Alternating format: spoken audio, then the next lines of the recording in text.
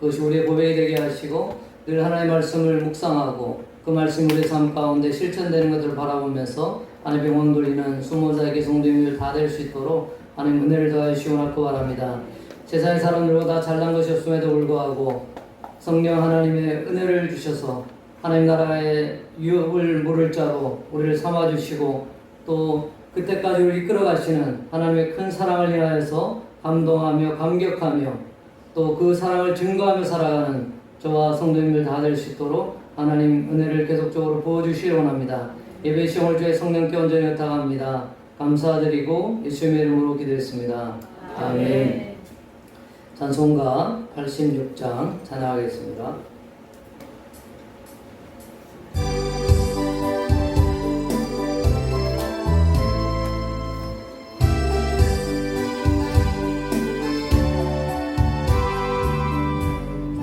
흐르지 않은 회수 나의 상처 입은 심령을 불쌍하게 여기사 위로하여 주시니 기쁘신 나의 좋은 친구 내가 의지하는 예수 나의 사모하는 친구 나의 기도 들으사 응답하여 주시는 미쁘신 나의 좋은 친구 주의 손 의지하고 살 때 나를 해할 자가 없도다 주님 나의 마음을 크게 위로하시니 미쁘신 나의 좋은 친구 내가 의지하는 예수 나의 사모하는 친구 나의 기도 들으사 응답하여 주시는 기쁘신 나의 좋은 친구 요단강 건너가며 마음이 두려워서 떨 때도 인도하시니 어찌 두려워하랴 기쁘신 나의 좋은 친구 내가 의지하는 예수 나의 사모하는 친구 나의 기도 들으사 응답하여 주시는 기쁘신 나의 좋은 친구 천국에 올라가서 모든 성도들과 다 함께 우리들을 구하신 주를 찬양하리라 기쁘신 나의 좋은 친구 내가 의지하는 예수 나의 사모하는 친구 나의 기도 들으사 응답하여 주시니 기쁘신 나의 좋은 친구. 아멘. 하나님 말씀을 보겠습니다. 하나님 말씀은 구약 성경 룻기 4장 18절에서 22절까지입니다.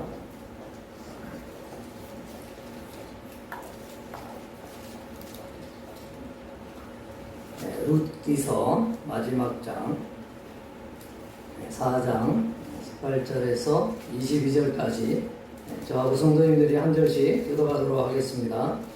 베레스의 계보는 이러하니라. 베레스는 헤스론을 낳고 시작.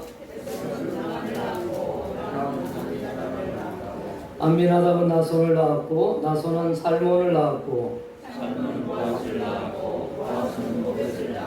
다같이 오벳은 이세를 낳고 이세는 다윗을 낳았더라.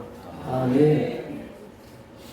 네, 오늘 룻기서 읽기는 4장 끝에를 읽었지만 저는 항상 이제 요약 강해 설교를 하길 원합니다. 그렇게 이제 저도 이제 공부가 되고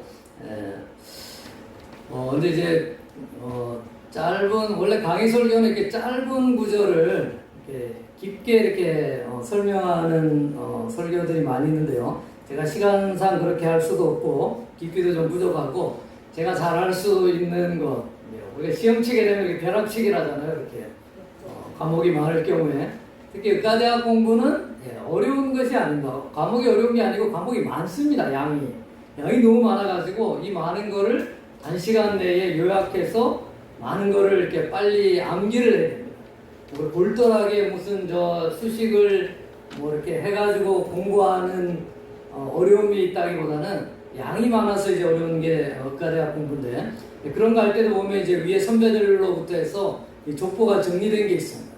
그 정리된 것만 해도 또 한 27,000개거든요. 그것을 이제 빠른 시간 내에 잘 요약해서 이제 공부를 해야지 이제 의학 공부를 할 수 있는데요. 저는 성경도 좀 그렇게 해야 된다고 생각을 많이 하고 있습니다. 제 생각 가운데 이제 제 생각 가운데 절대적인 시간이 부족하기 때문에 이것을 이제 그렇게 못 하는데, 우리가 이제 오랫동안 30년, 40년을 물론 이제 요한복음 3장 16절 하나만 우리가 잘 알아도 하나님 나라가 하는데 아무 지장이 없죠.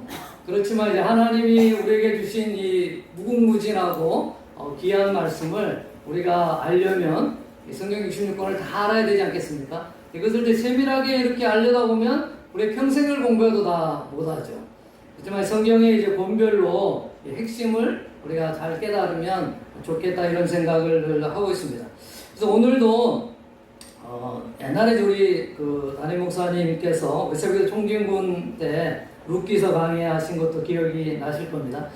그런 것들을 이렇게 쫙 모아가지고 핵심을 이제 하나로 이렇게 했다, 이렇게 생각하시면 되겠습니다. 제목은 내 생각과 다른 하나님의 구원이라고 한번 잡아봤습니다.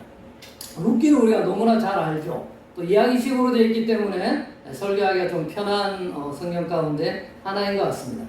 룻기의 주인공은 역시 룻이겠죠. 그렇지만 사실은 룻기의 시작과 끝에는 나오미가 많이 강조되어 있습니다. 룻이 주인이라기보다는 나오미에 대한 이야기죠. 나오미는 자기 남편의 이름이 엘리멜렉이었죠. 엘리멜렉의 뜻은, 엘리는 하나님이라는 뜻입니다. 멜렉은 왕, 하나님은 왕이다. 이름이 참 좋죠. 나오미의 남편의 이름이 엘리멜렉이었어요.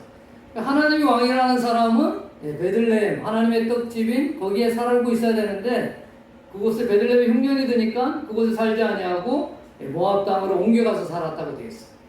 하나님을 왕으로 섬기는 사람이 자기 멋대로 인생의 길을 개척해서 가게 됐을 때 그 형편이 나중에 좋지 않았다는 것을 룻기가 설명해주고 있는 것이죠.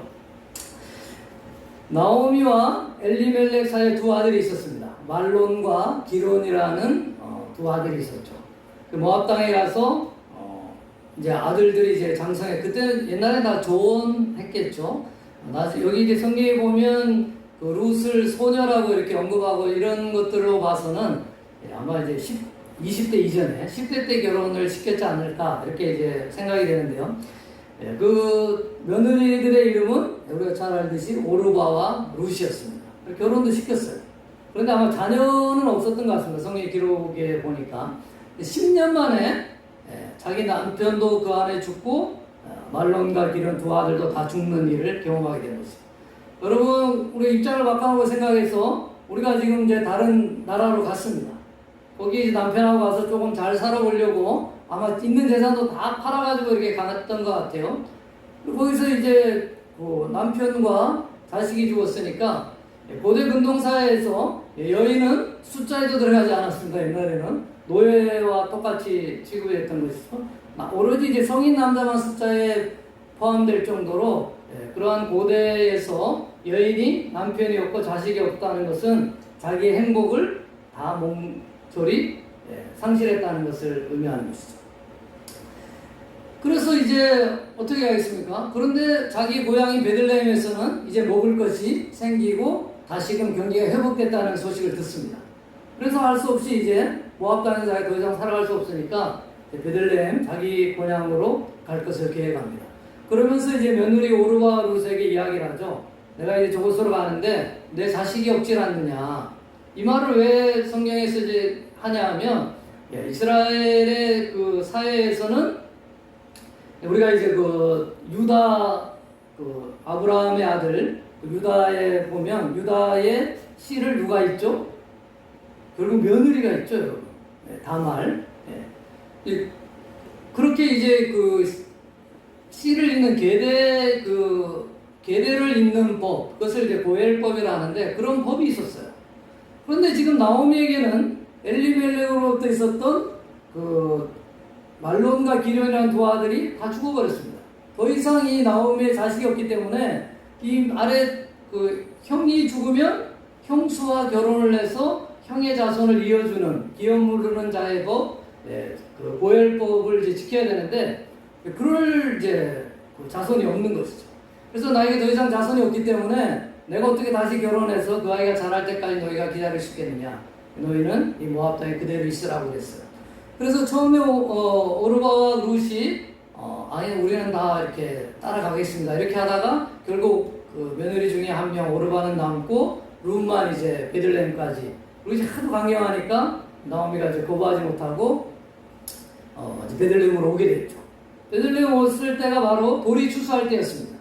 그 보리 추수할 때 또 이제 하나님께서 이제 그 가난한 백성들을 위해서 어떤 그 풍습을 뒀냐면 일부러 이삭을 갖다가 그냥 전부 다 이렇게 샅샅이 모으는 것이 아니고 떨어뜨려 주는 거죠, 밭에. 그럼 가난한 사람들이 와서 그 이삭을 주워가지고 끼니를 해결하는 그런 것이 이제 그때 당시의 풍습이었습니다. 룻도 역시 자기와 시어머니 나오미의 이제 끼니를 잇기 위해서 보리 추수 때에 그 들에 나가가지고 그것을 이제 죽게 됩니다. 그랬을 때 이 보아스가 이제 성경에 보니까 이제 친척이었잖아요. 나오미의 친척이기 때문에 룻에 대한 소식을 들은 것이죠. 이 늙은 시어머니를 그냥 내팽개치고 자기는 모압에서 남아서 편안하게 살 수 있었음에도 불구하고 룻이 여기까지 따라온 것을 기특히 여기고 좋게 여긴 보아스는 룻에게 선대를 하죠. 그래서 이제 거기 보리 추수하는 소년들에게 너희들은 샅샅이 하지 말고 이렇게 그 룻이 잘 할 수 있도록, 그리고 룻도 불러가지고 다른 데 가서 이삭 줍지 말고 여기 내 보리밭에서 이삭 주스라고 그렇게 이야기합니다. 그 소식을 들은 이제 나오미는 이제 산전수전을 다 겪은 여자잖아요. 그리고 또 하나님의 은혜를 받은 사람입니다. 성경에 보면 하나님의 경륜을 이해하는 자였죠. 그래서 이제 깨닫는 것이죠. 보아스가 우리 가까운 친척이기 때문에 보아스가 우리의 기업을 물러줄 수 있겠구나. 그렇게 생각하고 어떻게 합니까? 룻을 보아스에게 보내죠. 정식 결혼한 것도 아니고 밤중에 몰래 이 남의 남자 그 집에 들여보내는 겁니다. 물론 이제 집은 아니었고 그때 이제 풍습이 보리 추수가 끝날 때쯤엔 이걸 지키기 위해서 그랬는지 밭에서 자는 게 주인이 보리밭에서 자는 게 풍습이었대요. 주인이 보리밭에서 이제 뭐 천막 같은 거 쳐놓고 자고 있었겠죠. 그 안으로 들어간 겁니다. 보아스가 깜짝 놀랐겠죠. 그렇지만 룻을 좋게 여겼기 때문에 선대하고 다시 돌려보내면서 자기가 기업 물을 자가 될 것을 결심을 하죠. 그래서 이제 동네 그 장로들을 불러놓고 자기보다 더 가까운 친척이 고엘법을 이을 의무가 있기 때문에 그 사람한테 의중을 물어보고 나서 그 사람이 기업을 물으지 않겠다고 하니까 자기가 룻하고 결혼해서 아들을 낳았는데 그 아들이 오늘 이제 읽었던 다윗 임금의 아버지 다윗 임금의 할아버지는 오벳이었다는 것이 이 그 룻기의 전체 이야기 줄거리죠. 이 이야기 줄거리에서 우리는 과연 무엇을 깨달아야 되겠습니까? 이 룻기는 우리에게 무엇을 설명해주고 있습니까? 물론 여러 가지를 이제 설명해주고 있죠. 우리가 이제 보통 가장 이렇게 딱 와닿는 것은 룻처럼 시어머니를 잘 공경해야 된다. 그런데 이제 물론 틀린 말은 아니지만 이것만이 강조되죠. 시어머니 나오면은 뭘 강조하죠? 너희는 나 따라온 고생이니까 나 따라오지 말고 그 고향에 남아라. 이거는 설계 잘 안 하는 것 같습니다. 그죠? 그런데 그거보다 더 깊은 내용이 이 룻기 가운데 있는 것이죠. 여기 룻기를 통해서 하나님은 하나님의 구원의 역사를 우리에게 말씀해주고 있는 것입니다. 어떤 방법으로 하나님께서 구원을 이루시는가? 그것이 우리가 생각하는 방법과 다르다는 것이죠. 그래서 제가 오늘 설교의 제목을 내 생각과 다른 하나님의 구원이라고 잡아봤습니다. 첫 번째로 크게 세 가지 대지를 할 건데요. 우리 담임 목사님은 세 번째 대지를 항상 짧게 하셔가지고 기대하면 이렇게 딱 마치게끔 이렇게 좋게 하시는데 저는 미리 이야기해요. 세 번째 대지가 제일 깁니다. 그렇게 하시고 잘 들으시면 좋겠습니다. 첫 번째 내지는 먼저 하나님은 고난을 통해서 우리를 부르십니다. 룻기서 1장 13절 한번 펴보세요. 룻기서 1장 13절.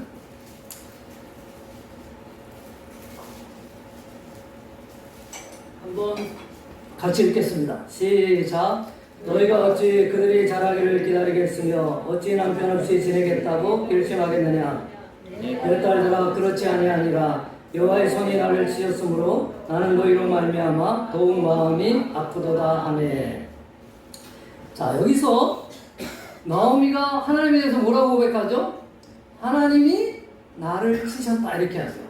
지금 자기 남편이 엘리멜렉이 죽고 두 아들인 말론과 기련이 죽은 것은 누가 했다고요? 하나님이 자기를 그렇게 했다고 여기는 것입니다. 여러분, 우리는 하나님에 대해서 어떻게 생각하고 있습니까? 하나님은 나에게 건강을 지켜주시는 분, 내 자녀를 지켜주시는 분, 나에게 부를 주시는 분, 나에게 행복을 가져다 주시는 분으로만 생각하지 않습니까?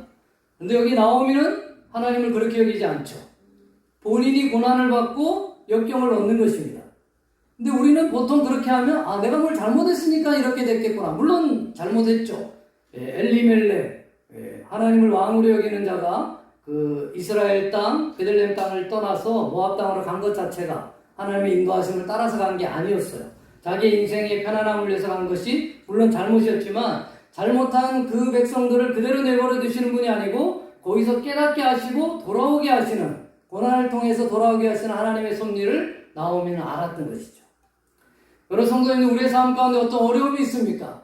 그것은 물론 우리가 하나님 앞에 잘못 살기 때문에 그럴 때도 있지만 많은 경우에 우리가 잘 살고 잘못 살고를 떠나서 하나님께서 우리를 부르시는 신호가 될 수 있는 것입니다. 나오미의 고백은 하나님을 원망하는 것이 아니라 하나님의 손길을 바로 알아차리고 고백하는 것이죠. 하나님은 저와 성도님들을 고난을 통해서 하나님만 전적으로 의존하는 존재로 삼아가시는 줄로 믿습니다. 1장 19절에서 20절도 한번 같이 읽겠습니다. 19절과 20절 시작. 이에 그 두 사람이 베들레헴까지 갔더라. 베들레헴에 이를 때에 온 성읍이 그들로 말미암아 떠들며 이르기를 이가 나오미냐 하는지라. 나오미가 그들에게 이르되 나를 나오미라 부르지 말고 나를 마라라 부르라. 이는 전능자가 나를 심히 괴롭게 하셨습니다. 나오미라는 이름의 뜻은 뭐냐 하면 희락, 기쁨 이런 뜻입니다. 근데 나를 더 이상 희락, 기쁨 이런 좋은 이름으로 부르지 말고 마라라 불러. 마라는 뭐죠? 쓴물. 그죠? 출애굽기에 나오는 그 마라에서 이제 물이 나게 하는 그런 기적도 있었죠. 자기 자신을 희락과 기쁨이라고 하지 말고 마라라고 해라. 왜냐하면 그때 당시에 여자의 행복은 뭐 지금도 크게 다르진 않다고 생각하지만 지금은 또 뭐 여자분들 혼자서 잘 사시는 분들도 있고요. 여자분들이 오히려 이제 생계를 더 많이 책임지시는 가정도 요즘 많이 있죠.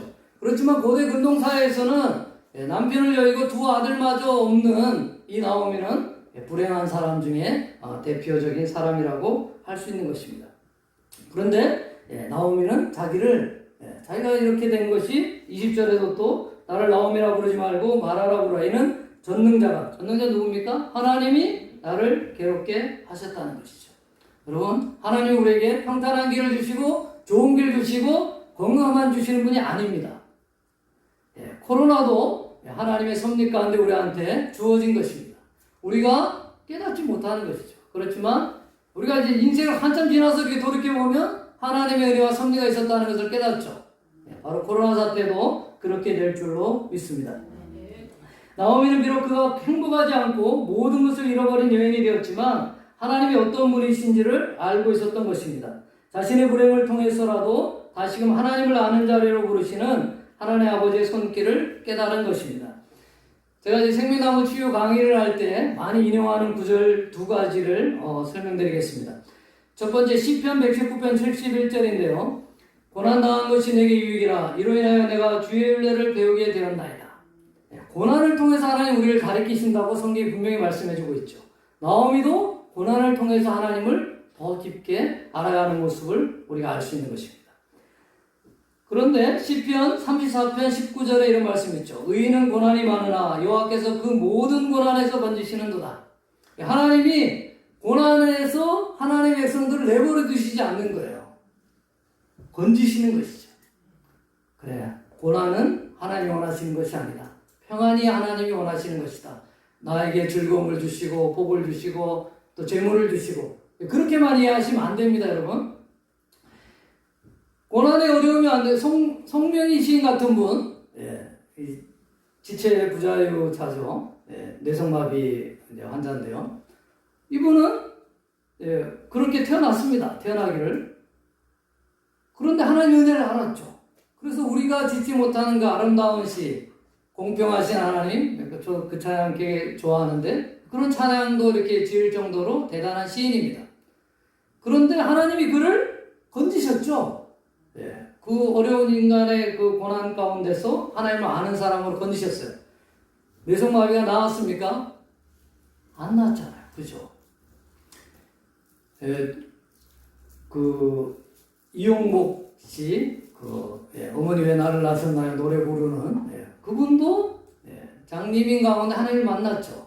지금도 많은 일을 하지만 여전히 장님은 벗어나지 못하고 있는 것이죠. 성경 분명히 말씀하고 있습니다. 의인 고난이 많으나 여호와께서 그 모든 고난에서 건지시는도다. 하나님이 건지셨다고 하는데 우리가 건졌다고 하는 거하고 다르다는 거예요. 하나님은 절름발이로 만들어서 예수님을 잘 믿게 하나님 우리를 이끄시지만 그 절름발이가 해결되게 안 하신다는 것이죠. 때로 물론 그렇게 해결하는 경우도 있지만 많은 경우에 하나님이 우리가 생각하는 해결함으로 우리를 이끌어 가시는 것이 아니라 하나님의 방법대로 하나님의 사람들을 이끌어 가신다는 것을 성경을 통해서 우리는 깨닫게 되는 것입니다. 어려움을 겪어야 내가 죄인임을 깨닫게 되고 내 힘으로 할 수 없음을 알고 하나님의 은혜의 자리로 나아가게 되는 것입니다. C.S. 루이스라는 신학자는 이런 고백을 했습니다. 하나님은 쾌락 가운데서 속삭이고 마음에 말씀하시며 고통 가운데 외치십니다. 우리가 즐거워하고 행복할 때가 있죠. 그럴 때는 속삭인다는 거예요. 사실 하나님은 똑같이 말씀하시는데 속삭이는 정도로 잘 못 알아듣는다는 거죠, 우리가. 그리고 하나님은 우리의 마음에 양심 가운데 말씀하시는 것이죠. 그렇지만 하나님은 고난 가운데 있는 우리를 저버리지 아니하시고 외치신다는 것입니다. 우리 여러분 성도님들 가난 가운데, 고난 가운데, 고통 가운데 처하고 있습니까? 하나님이 메가폰으로 말씀하시는 그 하나님의 은혜를 경험하시기를 예수님의 이름으로 축원합니다. 두 번째로는 가난한 마음을 주셔서 우리를 부르십니다. 2장에서 룻은 시험이 나오미와 함께 먹을 것을 위해서 이삭 축제에 나가는 것이죠. 그것을 아까 이제 제가 요약해서 이야기 줄거리 말씀해 드렸듯이 보아서 그것을 좋게 보고 룻을 선대합니다. 2장 8절 9절을 한번 같이 읽겠습니다. 룻기서 2장 8절 9절 시작. 보아스가 룻에게 이르되 내 딸아 들으라. 이삭을 주우러 다른 밭으로 가지 말며 여기서 떠나지 말고 나의 소녀들과 함께 있으라. 그들이 베는 밭을 보고 그들을 따르라. 내가 그 소년들에게 명령하여 너를 건드리지 말라 하였느니라. 목이 마르거든 그릇에 가서 소년들이 기러온 것을 마실지라 하는지라. 여러분 가난해가지고 삼성에 뭐 이렇게 이제 청소를 하면 이렇게 일당을 뭐 주는 일이 있다고 합시다. 어떤 이제 소년이 가가지고 그 청소를 하고 있어요. 근데 이재용 부회장이 갑자기 나타나가지고 네가 일을 충분히 할 수 있도록 내가 많이 배려해 줄 테니까 다른 데 가지 말고 여기에 와라.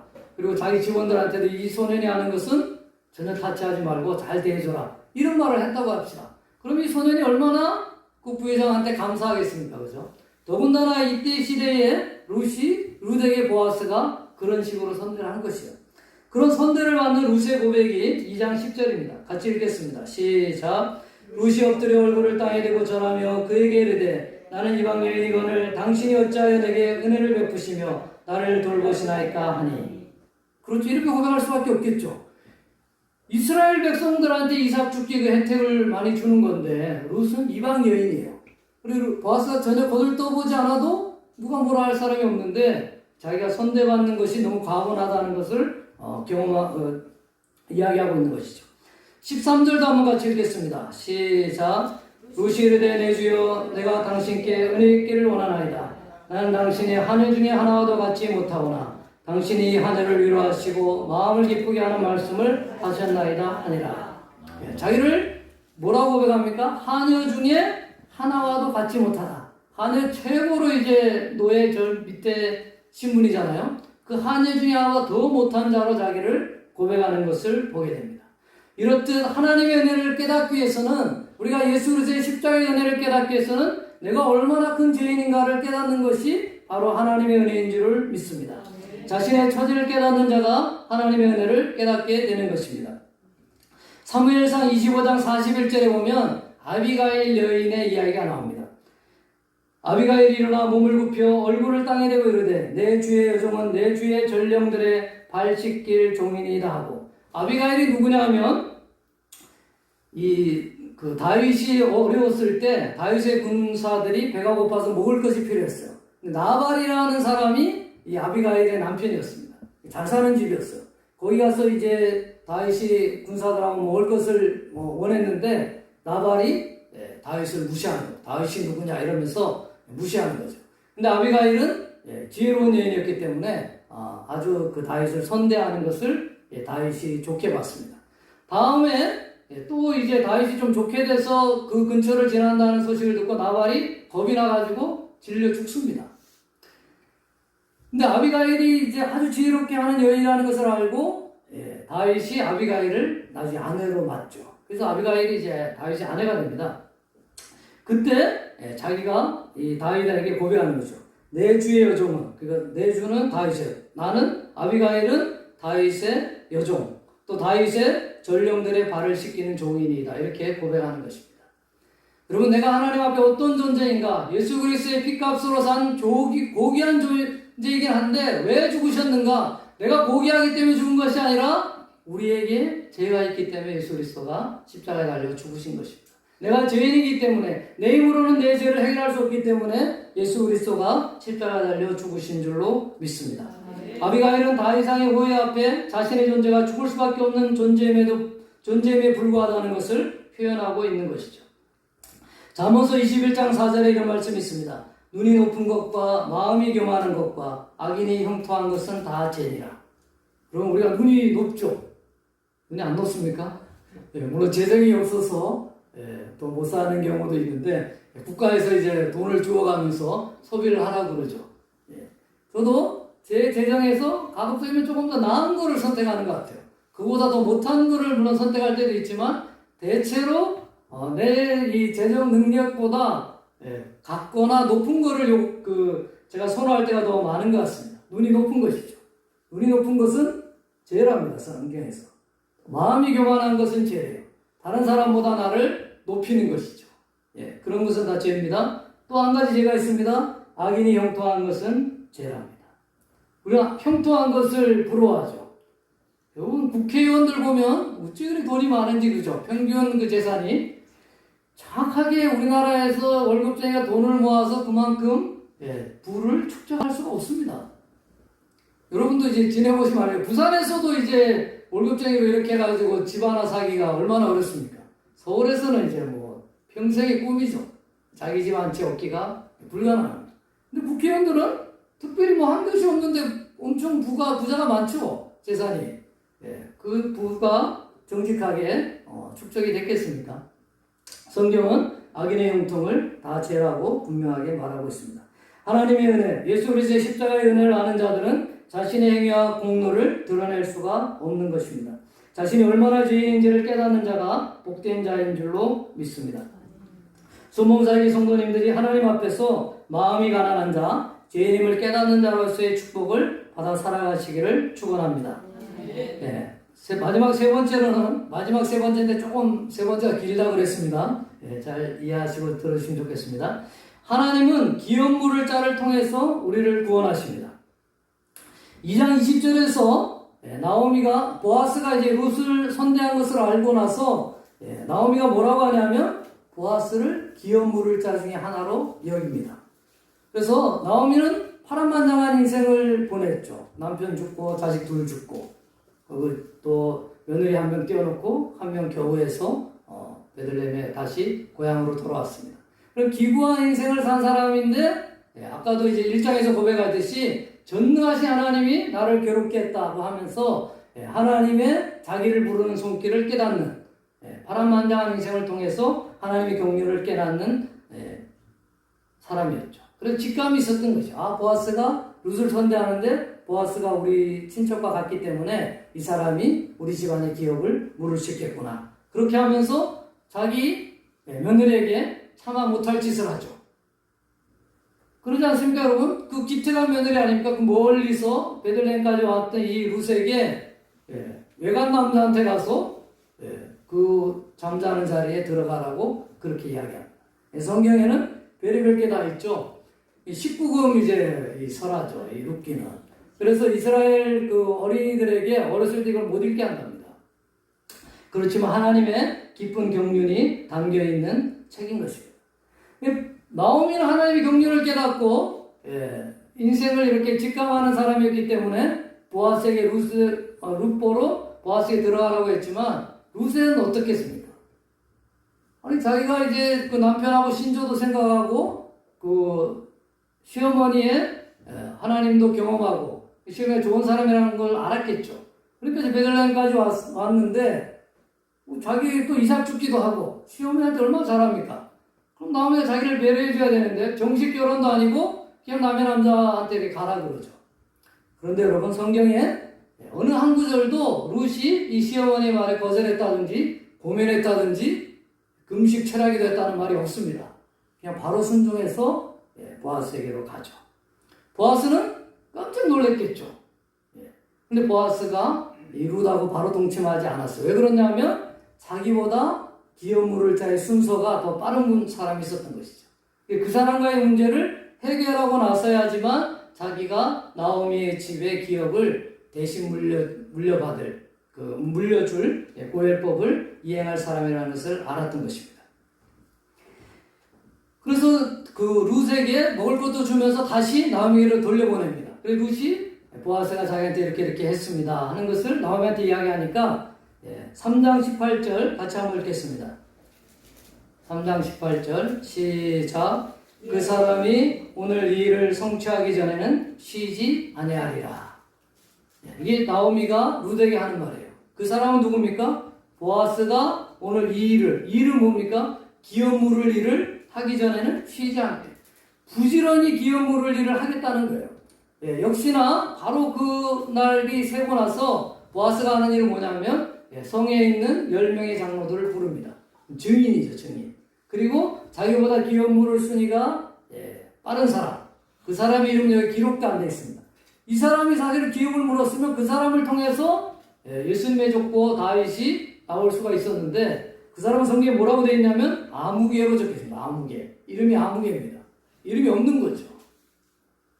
보아스는 기업 물을 사람이 되었기에 자기 이름이 성경에 기록되고 자기의 자손 가운데 다윗이 태어나고 예수 그리스도가 태어나는 축복을 얻게 되는 것이죠. 그래서 보아스가 쉬지 아니라는 표현은 구약 성경은 신약 성경을 모형하고 있다 이렇게 이야기합니다. 구약 성경을 통해서 하나님은 하나님이 어떤 분이신가, 하나님의 사랑과 하나님의 구원 역사가 어떤 것인가를 계속적으로 설명해주고 있는 것이죠. 하나님께서 저와 여러분의 구원을 위해서 쉬지 아니하시고 일하신다는 거예요. 구약 성경의 전체 역사를 통해서 지금 또 성령 하나님의 내주하심을 통해서 저와 여러분의 구원하시기 위해서 쉬지 아니하시고 역사하신다는 것을 오늘 룻기서의 말씀을 통해서도 우리가 배우게 되는 것입니다. 그리고 특히 4장에서 우리가 눈여겨볼 구절이 있습니다. 4장 12절입니다. 4장 12절 같이 읽겠습니다. 시작. 여호와께서 이 젊은 여자로 말미암아 내게 상속자를 주사 내 집이 다말이 유다에게 낳아준 베레스의 집과 같게 하시기를 원하노라 하니라. 베레스는 누굽니까? 유다의 아들입니다. 유다가 다말에게서 났죠. 다말이 누굽니까? 다말이 유다의 처가 아니고 유다의 며느리입니다, 여러분.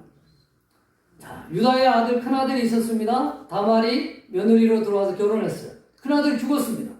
그러면 이스라엘에는 어떤 법이 있다고요? 형수를 그 밑에 남동생이 취합니다. 그래서 아들을 낳으면 그게 자기 아들이 아니고 형의 아들로 입적을 해주는 겁니다.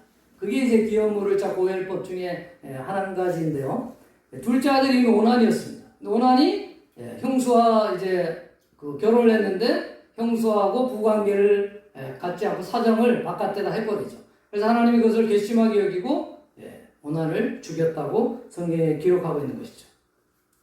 그러니까 어떻게 합니까? 셋째 아들이 있는데 이 셋째 아들도 마저 이 다말에게 줬다가는 셋째 아들도 죽을 것 같아요. 그래서 유다가 셋째 아들이 장성했음에도 불구하고 며느리 다말에게 주지 않습니다. 그러니까 이제 며느리 다말이 어떻게 합니까? 유다를 술 취하게 하고 나서 자기가 들어가서 유다하고 동침을 하는 것이죠. 시아버지하고 동침을 합니다. 그래서 태어난 아들이 베레스입니다. 그래서 창세기 보면 어떻게 되어 있습니까? 며느리가 배가 불러오는 거예요. 고대 근동 사이에 바람 피우는 건 전혀 있을 수가 없는 것이죠. 우리나라 500년 전 이조 시대 때만 해도 그런데, 그래서 다말을 불에 태워서 죽이려고 합니다. 그때 다말이 뭘 가지고 나옵니까? 지팡이를 가지고 나오면서 유다의 증거품이라고 하면서 이 사람의 이것의 주인이 이 뱃속에 아들의 아버지다라는 것을 이야기하죠. 그때 유다가 뭐라고 고백합니까? 너는 나보다 옳다, 이렇게 이야기하죠. 그래서 옳은 일로 여기는 겁니다. 그래서 좋은 일로 여기는 거예요. 그래서 여기 룻기서 4장 12절에도 보면 여호와께서 이 젊은 여자로 말미암아 네게 상속자를 주사 내 집이 다말이 유다에서 낳아준 베레스의 집과 같게 하시기를 축복하노라. 누구의 집과 같이 되기를 축복한다, 이 소리는 누구의 집이 축복의 표상이라는 것이죠. 그 축복의 표상이 해필이면 시아버지가 며느리하고 낳은 그 베레스의 집안이 축복의 대를 잇는 것에 하나님의 법을 잘 지켰다는 의미인 것입니다. 저와 여러분의 사고와는 완전히 다른 것을 성경에서는 많이 말씀해주고 있는 것이죠. 여러분, 우리의 시각으로 성경을 보거나 우리의 시각으로 하나님 댁에 생각해서는 안 되는 것입니다. 성경이 우리에게 무엇을 말하고 있는지, 하나님이 우리에게 무엇을 요구하는지를 우리가 깨달아야 되는 것이죠. 룻기서 4장 14절 15절을 제가 읽겠습니다. 여인들이 나오미에게 이르되 찬송할지로다. 여호와께서 오늘 내게 기업 물을 자가 없게 하지 아니하셨도다. 이 아이의 이름이 이스라엘 중에 유명하게 되기를 원하노라. 이는 내 생명의 회복자이며 내 노년의 복량자라. 곧 너를 사랑하며 일곱 아들보다 귀한 내 며느리가 낳은 자로다 하니라. 그러면 룻이 아들을 낳았어요. 룻이 복되다고 해야 되는 거 아닙니까? 보아스라는 좋은 사람을 만나가지고 복을 받았는데 그런 내용은 없어요. 물론 룻도 이제 복을 받은 것이죠.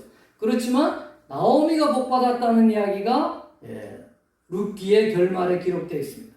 나오미가 아들을 키운 것이죠. 이 룻이 낳은 아들을. 왜냐하면 그 아들이 자기 집안에 기업을 물을 자가 됐기 때문에. 이것은 무엇을 이야기합니까? 나오미가 뭘 했습니까? 별로 한 게 없죠. 하나님의 경륜만 깨닫고 하나님의 인도하심을 기다리면서 있었던 것입니다. 기도하고 있었겠죠. 그런데 하나님의 뜻대로 룻이 보아스와 결혼해서 아들을 낳는 것입니다. 룻의 희생으로 나오미에게 기쁨이 온 것이죠. 나오미에게 선물이 온 것입니다. 예수 그리스도의 희생으로 저와 여러분에게 하나님의 복음, 하나님의 구원의 은혜가 임한 줄로 믿습니다. 룻기는 오늘 우리가 읽었던 본문 말씀으로 끝을 맺고 있습니다. 베레스의 계보는 이러하니라. 베레스는 해서 18절 21절 제가 빠르게 읽겠습니다. 베레스의 계보는 이러하니라. 베레스는 해서